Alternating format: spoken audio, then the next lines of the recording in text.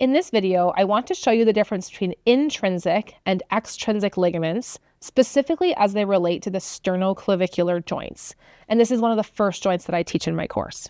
So I've already drawn up on the board here a manubrium, 2 clavicles, and this is my very schematic representation of the first rib with a bit of costal cartilage. So what we'll do first is just acknowledge that this joint has an articular disc, and I'll just pop that in here.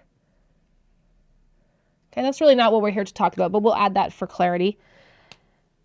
You know from studying synovial joints that each synovial joint will have an articular capsule or a sleeve, and this is a connective tissue that binds the ends of the bones together and helps to make this synovial joint. If I add in a just loose concept of a fibrous joint capsule to this joint and this side,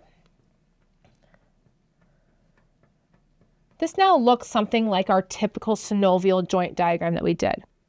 But what we know from synovial joints is that the capsule thickness varies around the joint. So sometimes the joint capsule is thicker in certain places and thinner in others. For this particular joint, the joint capsule is very thick anteriorly. So I'm going to just thicken this up .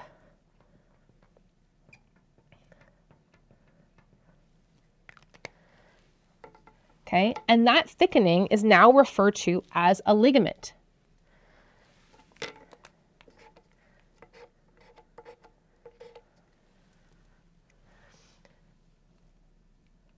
I'll put a number 1 here.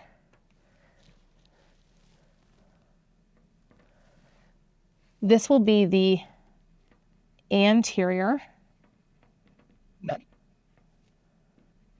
sternoclavicular ligament.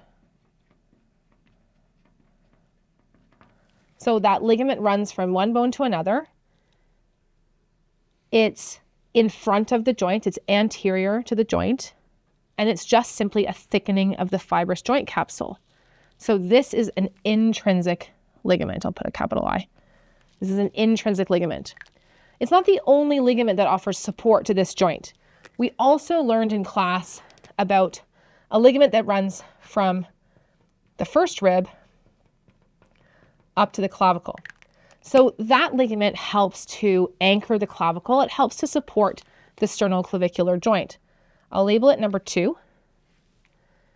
Number 2, we would name, coming from a rib, remember the word that we use for rib is costo,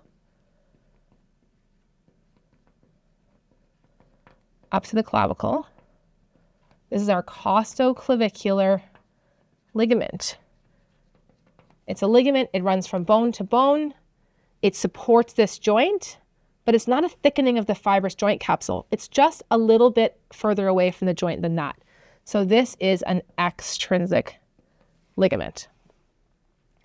The last ligament we learned in this area connects the 2 ends of the clavicle. So right clavicle to left clavicle are connected by another ligament. This will be number 3.